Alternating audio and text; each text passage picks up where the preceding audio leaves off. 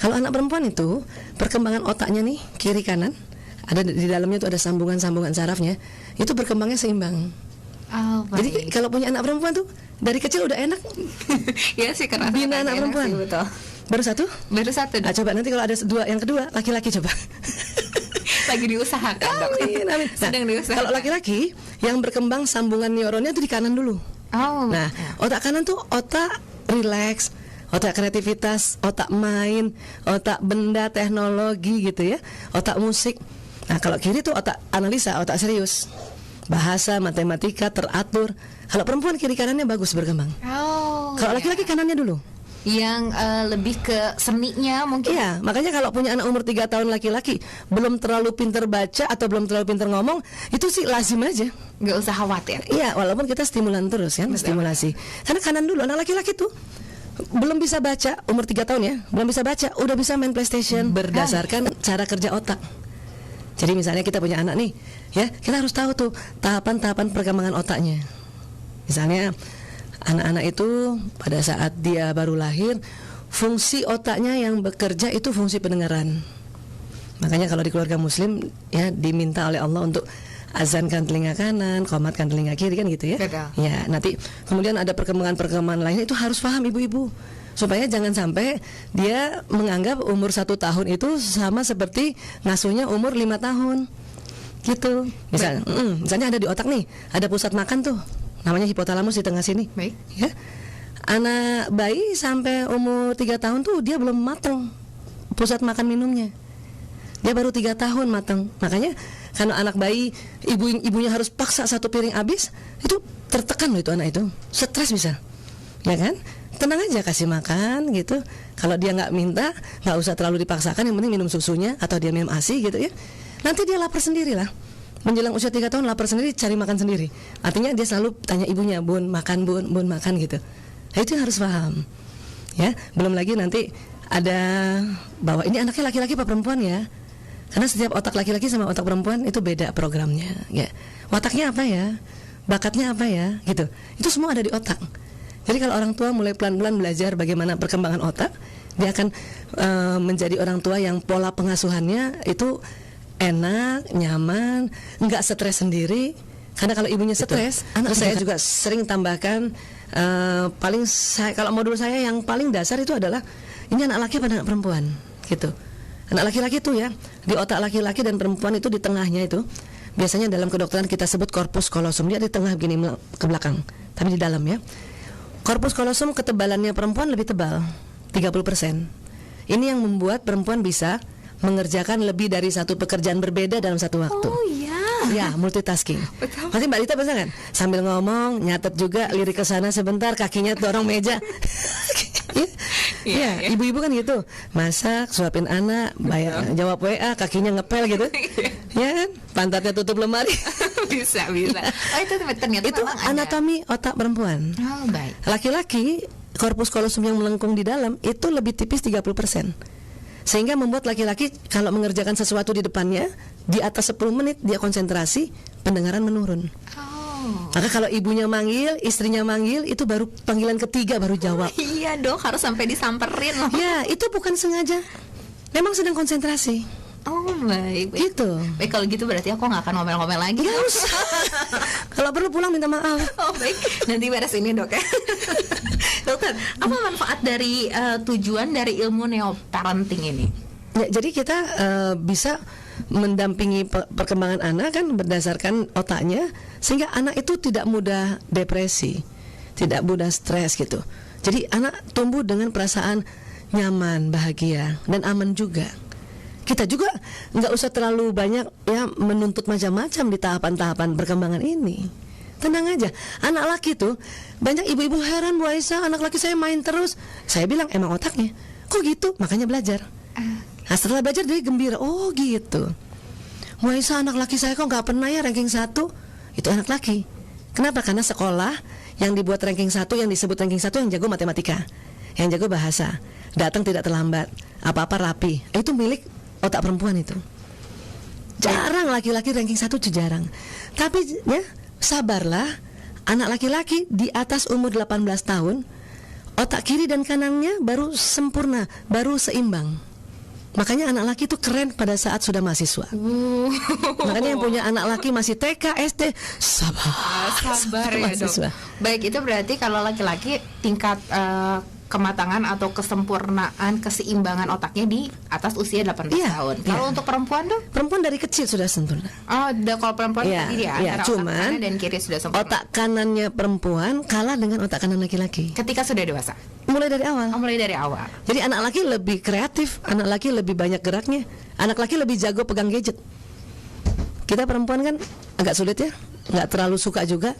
Itu bukan karena gaptek, karena otak kita tidak dibentuk untuk menguasai benda atau menguasai ruang gitu. Berarti itu adalah sesuatu yang pasti ya dok ya, yang dimiliki oleh seorang perempuan ataupun seorang laki-laki. Itu tidak akan fitrah ada yang banget. berubah maksudnya gitu. Semuanya akan berjalan seperti itu. Makanya kalau punya anak laki dari TK dan SD kita paksa terus untuk ranking terus, kita nggak memberi kesempatan otak kanannya berkembang.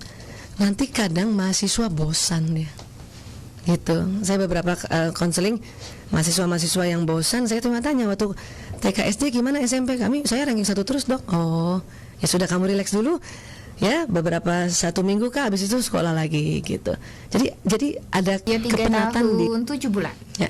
Kalau anak perempuan itu perkembangan otaknya nih kiri kanan ada di dalamnya, itu ada sambungan-sambungan sarafnya, itu berkembangnya seimbang. Oh, jadi kalau punya anak perempuan tuh dari kecil udah enak. Ya sih, karena bina anak perempuan. Sih, betul. Baru satu? Baru satu. Nah, coba nanti kalau ada yang kedua laki-laki coba. Lagi diusahakan dok. Amin. Nah, sedang diusahakan. Kalau laki-laki yang berkembang sambungan neuronnya itu di kanan dulu. Oh. Nah, otak kanan tuh otak relax, otak kreativitas, otak main, otak benda teknologi gitu ya, otak musik. Nah, kalau kiri tuh otak analisa, otak serius, bahasa, matematika, teratur. Kalau perempuan kiri kanannya bagus berkembang. Oh. Kalau laki-laki kanannya dulu. Yang lebih ke seninya mungkin. Iya, makanya kalau punya anak umur 3 tahun laki-laki belum terlalu pinter baca atau belum terlalu pinter ngomong, itu sih lazim aja. Nggak usah khawatir. Iya, walaupun kita stimulan terus kan, stimulasi. Karena kanan dulu, anak laki-laki tuh belum bisa baca, umur 3 tahun ya, belum bisa baca, udah bisa main PlayStation. Oh, yes. Udah bisa pegang gadget. Belum bisa baca itu. Baik, Gitu. dokter. Lalu kalau berbicara soal aspek-aspek apa saja sebetulnya yang ada di dalam bidang neuroparenting ini? Neuroparenting yang paling utama itu belajar bagaimana perkembangan otak gitu ya. Memang sih ini biasanya yang banyak belajar orang-orang kesehatan, dokter, perawat, dan psikolog gitu. Cuman ilmu ini bisa di-share ke ibu-ibu gitu atau ke masyarakat. Kenapa? Karena dibuat sebuah teknik yang mudah. Jadi kalau misalnya training itu tadi diajarin dulu, ini otak begini ya, otak manusia ada otak besar, otak kecil gitu, diajarin pelan-pelan gitu. Bisa sih orang tua tuh sekarang bisa, karena dulu waktu SD kan belajar biologi kan. Iya. Mbak Dita masih ingat? SMP mulai dapat pelajaran biologi ya. Jadi kan sudah pernah, jadi orang tua mudah kok. Cuman kita diramu pelajaran ini dengan populer gitu. Jangan terlalu bahasa kedokteran banget, bisa pusing. Tapi asiknya ibu-ibu jadi kayak sepertiga dokter tuh. Ya, jadi paham tentang otak anaknya, paham tentang perkembangan panca indera, paham tentang perkembangan emosi. Karena di dalam otak ada emosi. Iya. Iya, jadi itu semua dipelajari pelan-pelan. Kadang pertemuan sehari 2 hari ibu-ibu udah mulai cerah itu. Oh kayak gitu, oh gitu. Lebih nggak stres lagi untuk menghadapi anaknya tentunya ya, dok. Apalagi anak laki. Iya, anak laki biasanya karena lebih aktif daripada perempuan. Ya, karena otak kanan, ya. otak motorik. Baik. Nah, terus di otak laki-laki di depan sini, yang nggak ada pada perempuan, itu ada 2 programnya, sport and games. Nah, itu laki-laki. Itu memang sudah terbentuk di dalam otaknya ternyata. Tuhan yang kasih. Makanya kalau ibu-ibu, teman-teman ibu-ibu muda yang anaknya laki kok kerjanya main terus, itu berarti laki banget. Laki banget. Jadi nggak perlu marah-marah ya. Iya, buatlah permainan itu sebuah jadi gini, laki-laki itu bermain itu adalah belajar. Bermain itu adalah bekerja. Gitu ya. Kalau perempuan ada lagi yang dikasih oleh Allah, otak yang tidak ada pada laki-laki, dia agak di belakang sedikit. Apa itu, Dok? Belanja.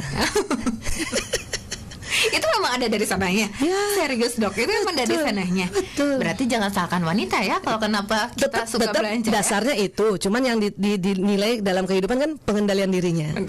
Beli sekarang apa ntar? Gitu. Penting atau enggak? Iya, gitu penting ya. atau enggak gitu. Tetap gimana pengendalian diri. Iya, gitu.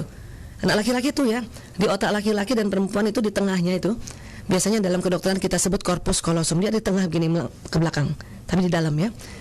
Corpus callosum ketebalannya perempuan lebih tebal, 30%. Ini yang membuat perempuan bisa mengerjakan lebih dari satu pekerjaan berbeda dalam satu waktu. Oh iya. Ya, multitasking. Betul. Pasti Mbak Dita bisa kan? Sambil ngomong, nyatet juga, lirik ke sana sebentar, kakinya dorong meja. Ya, ibu-ibu kan gitu. Masak, suapin anak, bayar, jawab WA, kakinya ngepel gitu. Ya kan? Pantatnya tutup lemari. Bisa. Oh itu ternyata Itu memang ada. anatomi otak perempuan. Oh baik. Laki-laki, corpus callosum yang melengkung di dalam itu lebih tipis 30%.